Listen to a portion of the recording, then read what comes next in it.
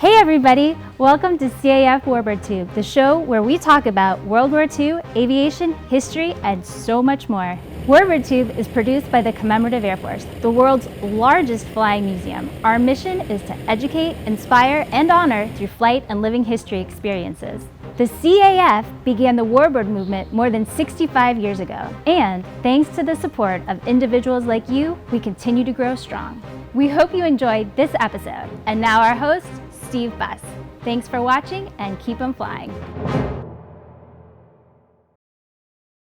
Good evening and welcome to CAF Warbird Tube. This is episode number 148 of Warbird Tube, and tonight we're going to take a look at the restoration of the Fairchild PT-19, currently under the great care of Airbase Georgia. But before we talk about the airplane, please do us a favor if you haven't already done so. Take a second to like, share, or subscribe and follow us. And remember, if you do follow us on YouTube, make sure you click that bell icon and you'll get notifications when new episodes of Warbird Tube get posted.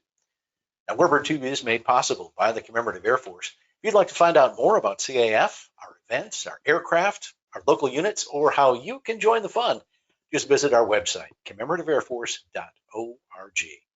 Now, as you're watching the presentation tonight, we've got a couple of videos we're going to play first and then talk to two members of Airbase Georgia, George Harrison and Tom Thompson, and talk more about the intricacies of the airplane. But if you have any questions, just type those into the chat box and we'll save some time at the end to make sure that we get all of your questions answered before we sign off.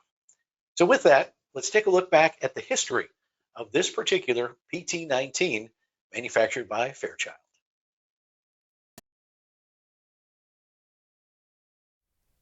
Joining us now from Airbase Georgia is George Harrison. And George has been a CAF member for nearly 20 years. He's been actively flying CAF aircraft for about 15, including the one we're going to talk about now, the Fairchild PT-19. And George, why don't you give us a little background on the history of this airplane? It's really quite fascinating. Well, this airplane was actually, of course, manufactured by Fairchild and was delivered to Moulton Field, Alabama in December of 1943. It was one of the original Tuskegee Airmen airplanes. They used the PT-19 for primary training, and this airplane was used for about 8 months. At that time, they replaced the PT-19s with the PT-17 Stearman, popularly known as Stearman. And some people say they replaced it because the PT-19 was just too easy to fly and didn't actually prepare the young aviators for the BT-13 as they moved on up to the more advanced airplanes. So it was declared surplus, purchased by a civilian at the end of World War II, owned by a variety of people, and we acquired the airplane. Commemorative Air Force acquired the airplane 13 years ago. We've been flying it ever since, and when we became aware of its history as an original Tuskegee airplane, we decided that it really needed to be restored and put in its original condition. So we spent 2 years stripping the airplane, replacing all the worn fabric, making sure that the airplane was completely airworthy. And I just flew it 2 weeks ago, its first flight in 2 years, and it's flying like a dream. Let's talk a little bit about the history of the airplane with the Tuskegee Airmen and the role it played in training some of those pilots. Well, of course, in Tuskegee, the Tuskegee experiment was a unique operation. It was a complete Air Force all by itself, consisting entirely of Black Americans, except for a few of the commanders, Noel Parrish being a notable exception. There was a really prejudiced belief in America at the time that Black men could not fly airplanes, could not be taught to fly airplanes, which of course was complete hogwash, I guess is a good enough term. Sure. Complete garbage. So the Tuskegee experiment was set up. Some think that Eleanor Roosevelt had a lot to do with setting it up, but it was actually strongly along the way before Eleanor Roosevelt became aware of what was going on. Nevertheless, she did have a role in making sure that it continued and that it had a fair shake. So the Tuskegee Airmen operated, it was a complete flying school, primary, basic, and advanced training all the way through the T-6 and up to the fighter aircraft that they would later fly in combat. This airplane, of course, was the PT-19. PT-19 was the primary airplane. It was the first airplane that a young man would fly. Now, these were highly selected young men, by the way. They all had advanced degrees. Most had gone through civilian pilot training in small, light aircraft, Piper Cub, Cessna, or Aranca Champion, those kinds of things. So they jumped in it, learned how to fly it. Such notable names as Ben Davis, retired and later retired as a lieutenant general, flew this kind of airplane, not necessarily this airplane. So it was. And in addition, not only did the pilots fly it, but black airmen maintained it. So we had black airmen who maintained the airplane, who flew the airplane, and who got the pilots and the maintainers ready to deploy and go to war, which they later did in Italy, by the way. How did you discover that this airplane had the lineage back to the Tuskegee Airmen? Well, we knew that the airplane obviously had been used by the Army Air Forces as a primary trainer, and one of our members, Kevin Corderud, took the initiative to go to the Air Force archives down at Maxwell Air Force Base and research the tail number of this airplane. And Kevin discovered that the airplane not only had flown in Moton Field, Alabama, and was delivered to Moton Field, Alabama as a Tuskegee Airmen airplane, but it was probably delivered from the factory to Alabama by a female pilot. So we have a double chunk of history here. Flown by a WASP, a female pilot, and of course you know the whole history of the WASPs, and that's probably not our subject today, but delivered by a WASP, flown by black airmen, and then of course later flown by a variety of civilians as it wended its way to the Commemorative Air Force. So do you know any specific Tuskegee Airmen who flew in this airplane? We have a couple of names that probably flew the airplane, but we don't have anything nailed down enough to really say definitively this guy flew this airplane. So now you talked about the process of restoring the airplane. About how long did the restoration take? We spent 2 years restoring the airplane. We completely stripped the fabric. Of course, one of the unique things about this airplane, as with many trainers of its vintage, it was built from non-strategic materials. We've all heard the stories about scrap metal drives in World War II, shortage of aluminum and steel, those kinds of things. So the non-tactical airplanes were made out of non-strategic materials to the extent possible. The PT-19 had plywood wings, which is kind of an interesting sidelight. Turns out plywood is very strong, by the way, because of the way it's laminated and laid up. So when we restored the airplane, we wanted to make sure that there was no delamination. We wanted to make sure that the wood was structurally good. We didn't have any dry rot, any of those kinds of things. So the airplane was completely stripped down to bare metal and on the fuselage. And we stripped the wings and inspected inside the wings to make sure that we didn't have any animal infestation. As a matter of fact, several years ago, we restored the wings on another PT-19, and when we opened it up, we found out that a squirrel had lived in there for some long period of time and had eaten a couple of the stringers and formers inside the wing. So we wanted to make sure we had an intact set of wings and the airplane was structurally sound, and it is. Now, did you have an opportunity to fly the airplane before it went into restoration? Yeah, I flew it extensively before it was restored, and then, of course, flew it right after we finished the restoration. And that's what I'll fly this afternoon, as a matter of fact.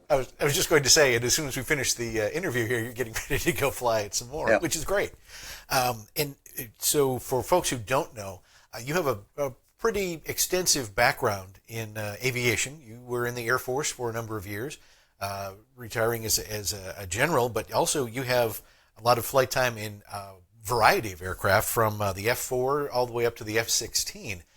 So how would you compare, if you even can compare, flying the PT-19 to some of those high-performance aircraft?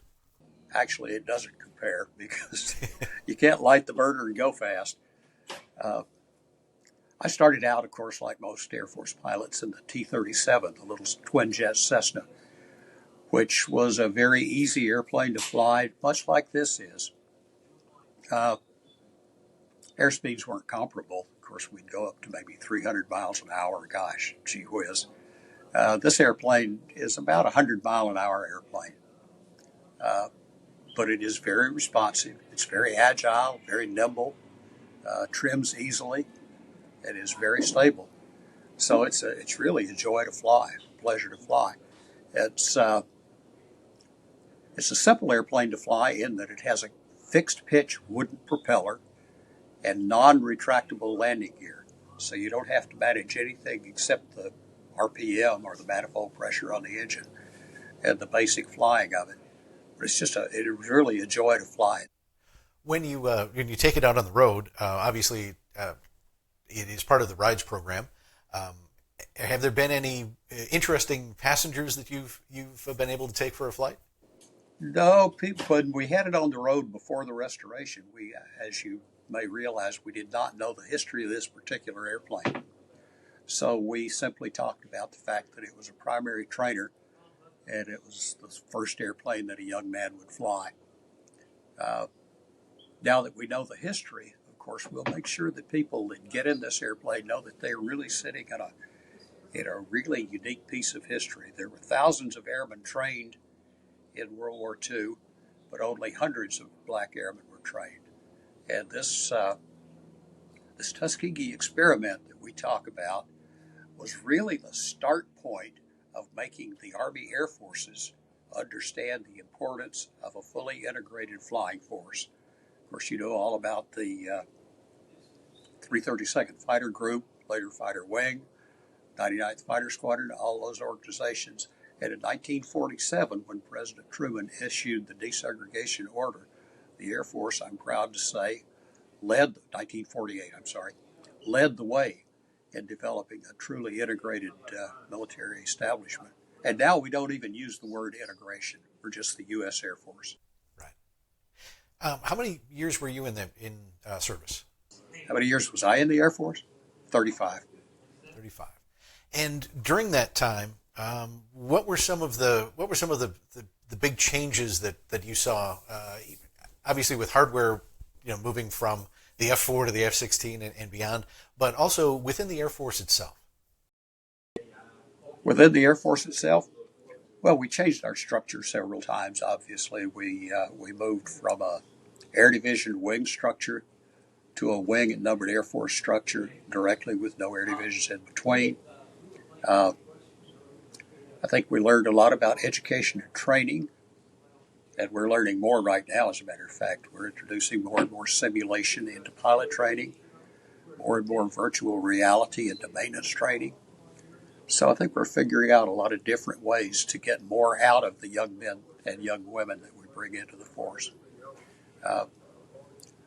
From the viewpoint of an old white man, I would say we're a completely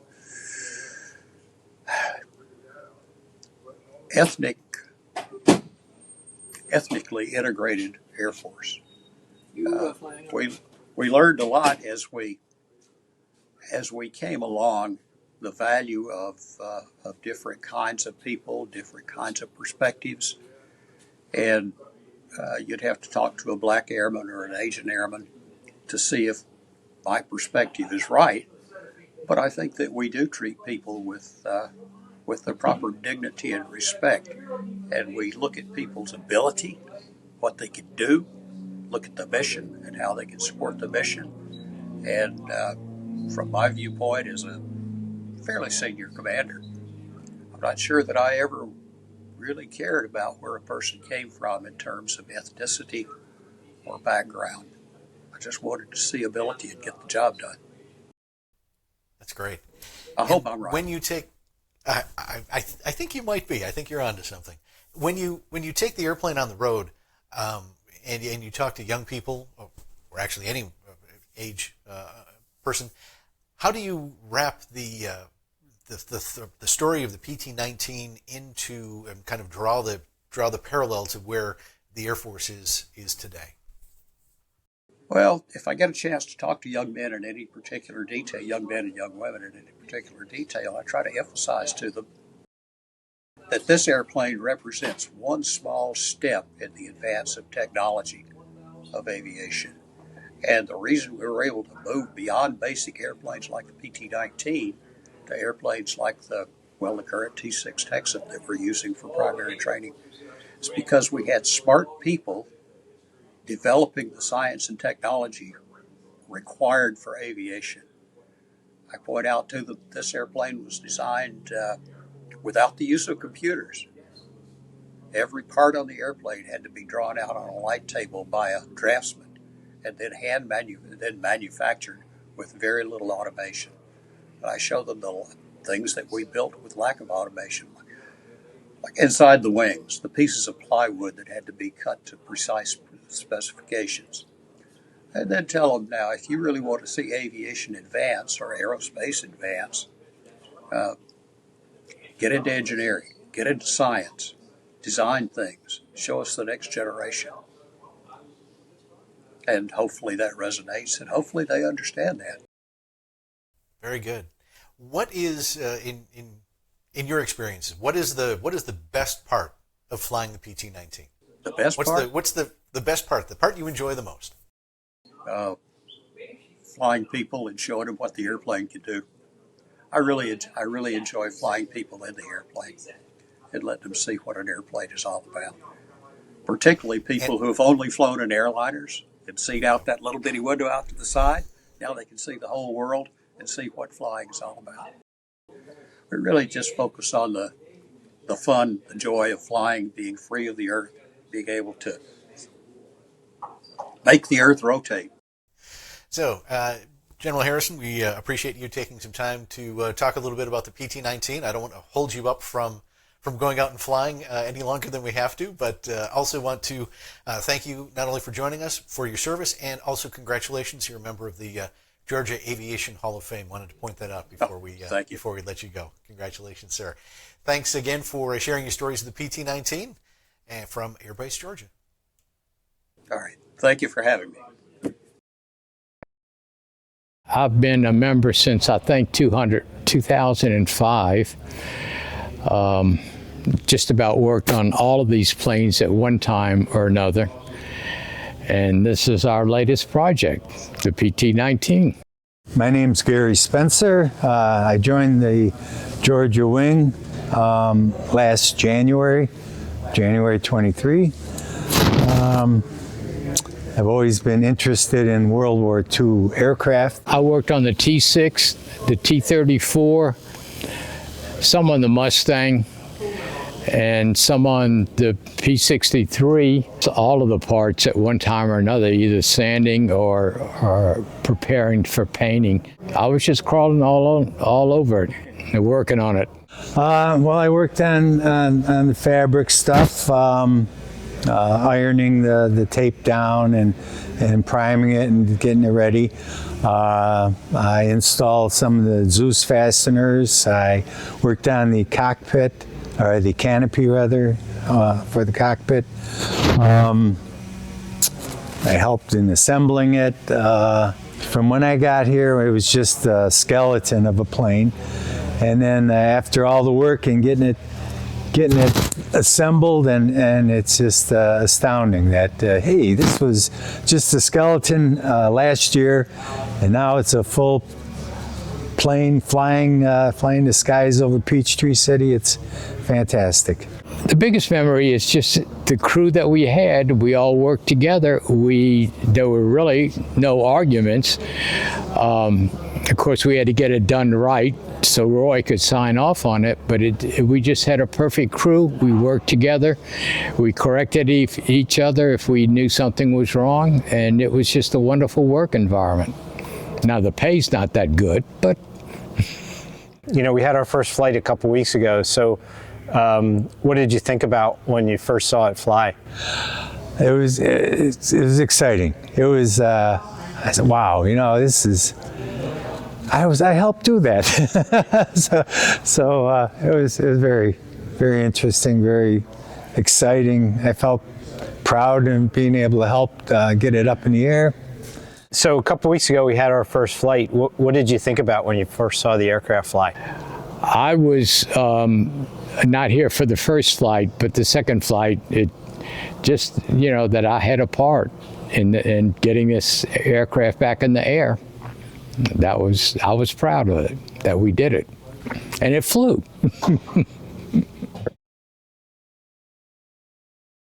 Just want to give you a quick walk around the aircraft. So up here in the front, all the sheet metal was dented and so forth from over the years. So we rolled all that out. Chris Buzzio, who was interviewed, took this nose piece and just worked on it over and over and over until he got it right. And it looks absolutely beautiful.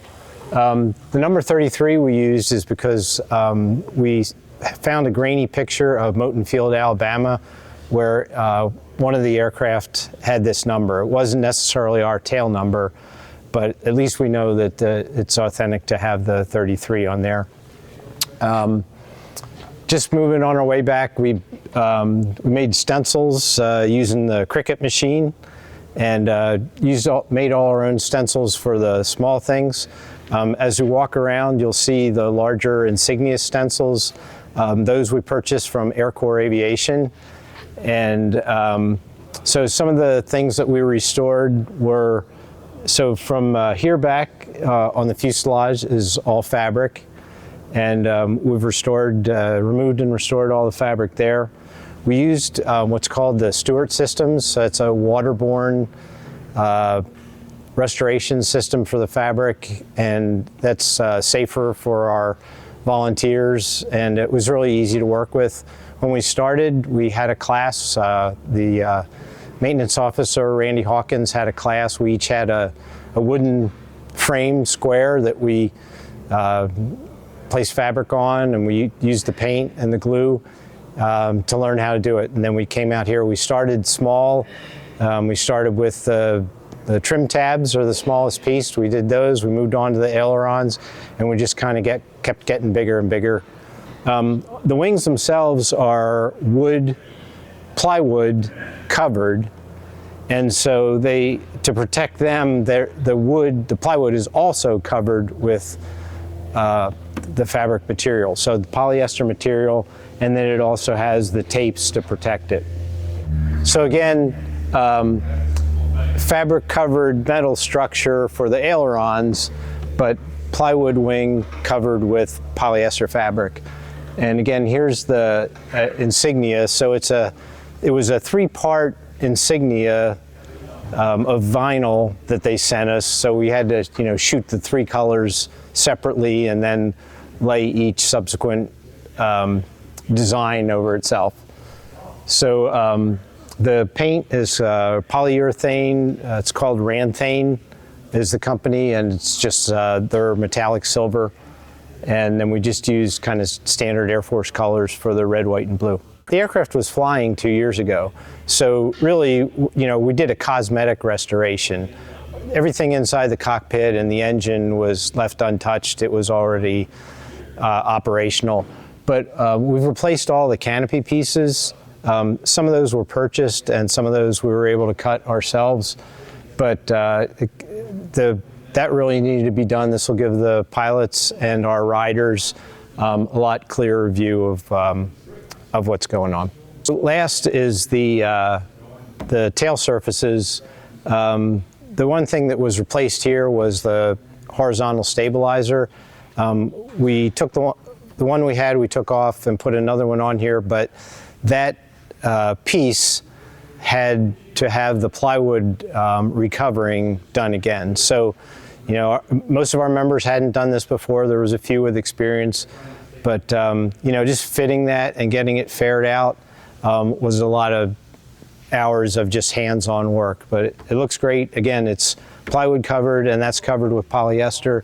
The vertical stabilizer is wood as well, but then the rudder is a metal rudder and covered with fabric. Our PT-19A restoration project took us 2 years, and the maintenance officer and I calculated out about 4,300 man hours. to do the full project. We had really 6 to 8 dedicated people, and then as we needed people from the back shop or someone from another part of the group, they would volunteer and come in and aid their expertise. So we're glad that we could show you. We're really proud of our work. Please come out and see it. When we get it in the sun, it looks absolutely beautiful. So come out, take a look, ride in it, and come and enjoy it as much as we do. And you're both Air Force veterans, so again, thank you for your service. But Tom, I'll ask you first. How did you decide that you wanted to get involved in this project? Well, the wing leadership had made it known that this was a project that was important and that we were getting ready to start. And we just had a general call for a meeting. People had different skill sets. What I felt like was that there wasn't kind of one person in charge. Our maintenance officer has plenty of other balls in the air at the same time. So I just asked to be kind of the project manager. So I like to say that I wasn't telling people how to do things, but just what needed to be done. And, somebody just needed to kind of look ahead 2 weeks or 2 months, whether that was parts or labor, or just kind of build a structure around what we needed. So that was kind of my part in it. And George, of course, you were flying the airplane before the restoration and now after the restoration. Did you have a hand in some of the restoration, or did you leave it to the pros like Tom? Well, I'll have to say that we have some really skilled and talented mechanics. And the last thing they want is an unskilled pilot putting his hand on their airplane. Tom was really the spark plug on this restoration. He's very modest about his leadership in putting this airplane together, but he assembled a really great group of artisans, mechanics, and those kinds of folks that really turned this airplane into a showpiece. So Tom's the guy we ought to thank. And we saw in the video there was a photo, I think 7 of you that were kind of in the restoration, but there were more people involved. You mentioned some of the people at the back office and that sort of thing. But for those who are not familiar with Airbase Georgia, you've got quite an operation set up there with like a full machine shop and everything else. So maybe kind of guide us through some of the backstory that we didn't see in the videos. Well, I think we're very lucky that we have some advantages that other wings and groups don't have, and that is we live in a major metropolitan area that we draw people from, and the other thing is we draw all this expertise from retired aviation pilots and mechanics, and we're really lucky to have the people that we have. The back shop, includes machinists and others that have had, 30, 40-year careers in aviation maintenance. And, we just brought them in kind of as needed. But as you said, we had a core of 6 to 8 folks that would, we come in every Tuesday, Thursday, and Saturday. And then when we needed expertise in the back shop, shout out to Charles, who is our photographer. He used a lot of his shots. He is a retired Delta photographer. So, he's got the experience.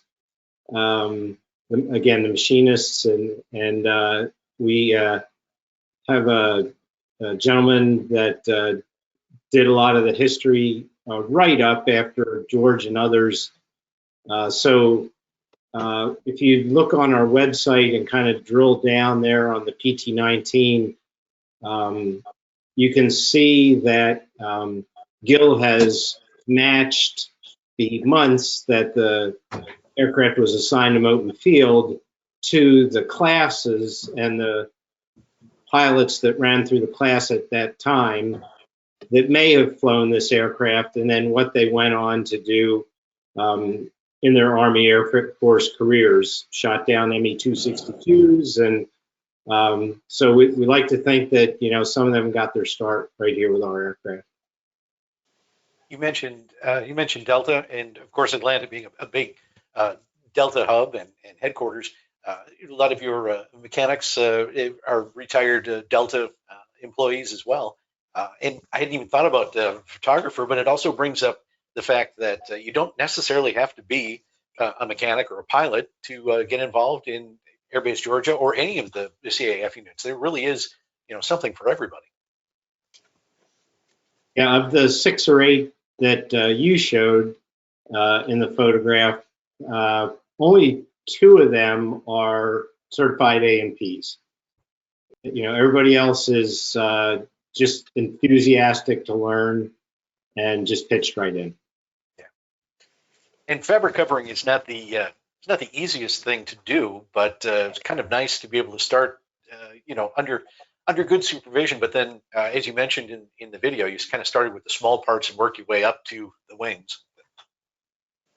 Yeah, there's a lot of steps. But again, we're in the 2020s, right? So you go to the YouTube and you watch the videos. The company, Stewart Systems, whose products we use, has a vast library of videos and documents, frankly, that we have to follow to get the aircraft certified, recertified by the inspector. So it's not just nice to know, it's what has to be done based on the STC for the aircraft. Right. Now, George, you flew the airplane prior to restoration and now after restoration. Does it fly any differently than it did? Is it a different airplane, or does it feel pretty much like home? No, it's the same airplane. I've always had a lot of confidence in the kinds of airplanes that our support folks put out, our mechanics and technicians. This airplane, and it's important to emphasize, by the way, that all of our airplanes meet FAA standards. They undergo an annual inspection. All of our work that's done on any of our airplanes is signed off by a fully certificated airframe and power plant mechanic. So this is not a mom and pop operation. It's a very professional maintenance and restoration facility. And for anyone who would like to come down and visit Airbase Georgia, or any of the CAF wings for that matter, you'll see a really professional maintenance and support operation in progress. These airplanes are, after all, 70 to 80 years old, and a lot of skill is required. And again, Tom is modest about how hard it was to put this together. He spark plugged it, and a lot of hard work by a whole bunch of dedicated people resulted in this airplane being in the great condition it is in, and being as good a flying airplane as it is. George, we alluded a little bit in the earlier segment about the history of the airplane, the speeds. We're joking between the PT-19 and the F4, the F-16. But what are some of the key speeds for the PT to give our audience and kind of an idea of takeoff, cruise, and landing speeds? Well, the magic airspeed in the PT-19 is 80 miles an hour. Okay. I climb it at 80. I cruise it at about maybe 100 miles an hour, not knots. Right. And traffic pattern is at 80 miles an hour, final approach at 80, and it touches down around 60, 58, 60 miles an hour. Do you know offhand how many hours you have in this particular PT? I have probably 300 hours in this airplane. Okay. And just because I'm sure it's a pretty good size number overall, how many hours of flight time do you have? About 10,000. Okay. So you know your way around. Just getting started. I'll keep working on it and get more. It sounds good. And Tom, you accompanied George the other day into Hartsfield International. You took the airplane over there for an event. Walk us through actually getting into a major airport like that with something that basically flies at about 80 miles an hour. Must have been fun. It was you know, maybe George is better at discussing the pilot portion of it, but from the back seat, you know, you just need a lot of situational awareness to. We didn't have too many problems in the pattern. Honestly, it was the taxi. They landed us on the opposite side of the runway from the FBO, so we had to cross 4 very active runways to get to our final parking.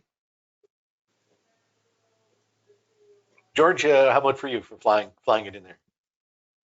Well, actually, again, putting credit where credit's due, the controllers put us on their least active runway, which was obviously the right answer. But as Tom said, we did have to then taxi about another mile, literally a mile from the South Atlanta South runway all the way up to the northern runway. And as you might imagine, there are, gosh, I don't know, 50 taxiways marked on the Hartsfield Airport. So we had to go to taxi A2, Z5, N4, all kinds of designations. It was a challenge, but the tower ground control was very patient with us and helped us find our way. And Tom helped me find my way. He would point out when I was headed in the wrong direction. Tell us why you actually went to Hartsfield with the airplane. We had a request from Frontier Airlines, which was sponsoring several events in support of Black History Month. And when they found out that we had this airplane, which is a Tuskegee airplane, they, in conjunction with the Tuskegee Airmen, and I can't say enough about that fine organization, by the way, but in coordination with the Tuskegee Airmen and the Black Aviation Professionals Organization, sponsored an event. A bunch of folk came into Signature FBO where we had parked the airplane. Were able to walk around the airplane and enjoy the fact that we had a real historical artifact here commemorating not only World War II airmen, but specifically Black World War II airmen. In some of the restoration pictures, we noticed that you have almost looks like a portable paint booth that you're able to put up and use for the bigger sections of the airplane. Tell us a little bit about that. It almost looks like a reconstituted kid's bouncy house. It is basically a bounce house, but you know, you can. It's Amazon. You know, you can order anything, right? So, but it is set up with. It is a bounce house, but it is set up with the filtering and the fans and so forth to get the flow through and to collect any overspray. But yes, that was all, you know, that was new to all of us too. And we learned how to take it up and down, and, you know, it needs to be outside the hangar. So it needs to be good weather, but,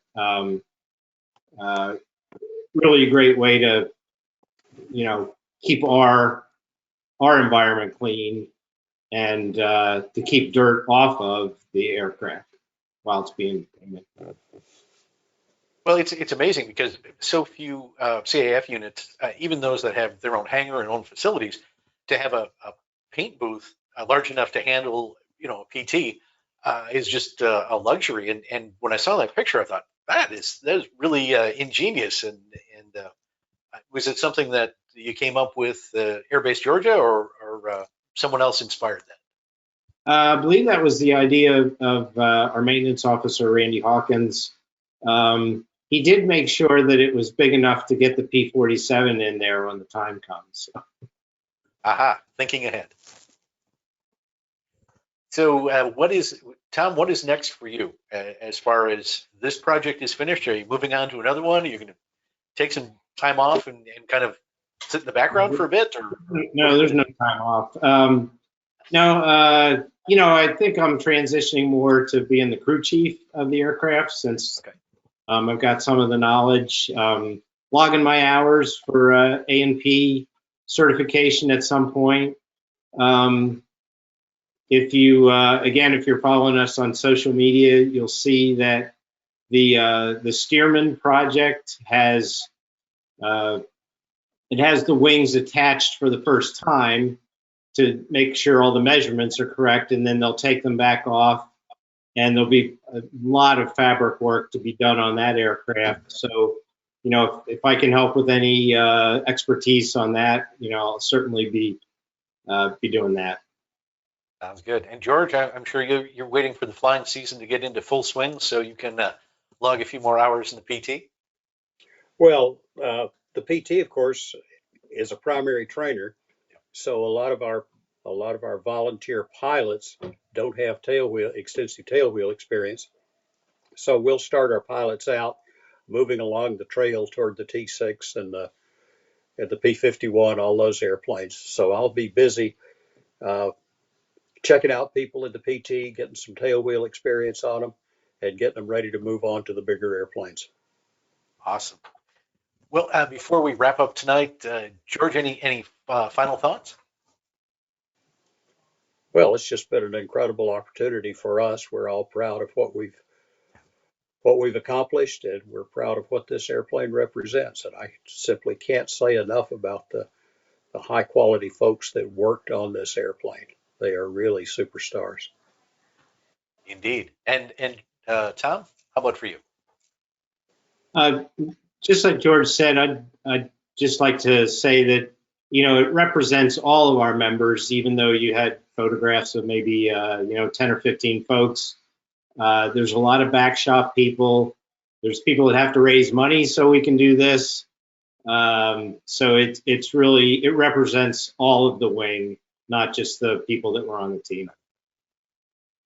Well, George, Tom, thank you for taking time out tonight to be with us, and also for the videos that we pre-recorded. We appreciate that. And as you mentioned, Tom, all the members of Airbase Georgia, this project, the Stearman project, the P-47, you've got some heavy-duty restorations ongoing, and we just love keeping track of what's happening in Peachtree City. And we'll look forward to the next time we check in with the team from Airbase Georgia. So again, thank you for being with us tonight.